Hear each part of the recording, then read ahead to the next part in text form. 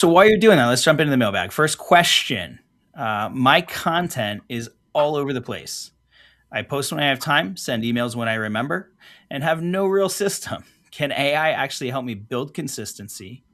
Or does it still require me to do most of the heavy lifting? And I would almost argue the question here is like, how can I use AI to build consistency?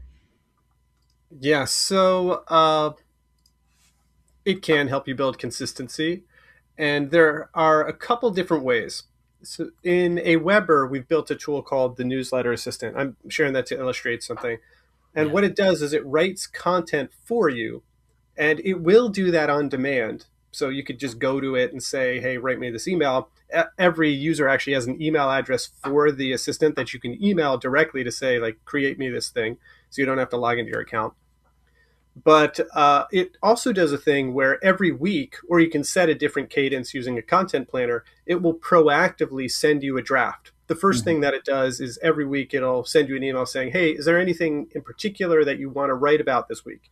And if you answer that email and say, yes, here it is, it'll create you a draft based on your feedback. But if you don't, it'll just create a draft based on what it knows about you and your audience.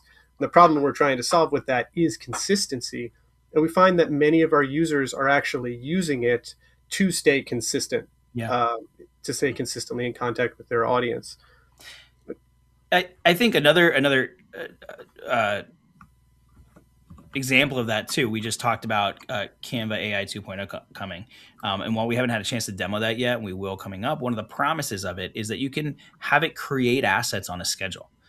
So if you know, like, I need social media content that I want to post every Friday, you can set it up to produce that content with direction, like that you've given it ahead of time in your brand guide, um, on a regular basis, so that you're kind of waking up to a finished product or a product that just needs review and maybe some revision, um, and not trying to motivate yourself to either remember or take action every single time.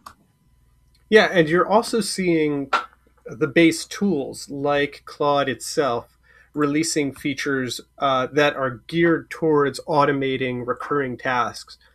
Claude Code released this feature. I actually, I'm not totally sure if it's released yet, called routines, which Mm. are recurring things that you can have run. And that's something that many people aren't experimenting with Claude Code yet. You might just be using the Claude chat or Claude Cowork, maybe, which is another great tool to have uh, a series of agents do things for you, like help you with your expenses or with research or whatever it is.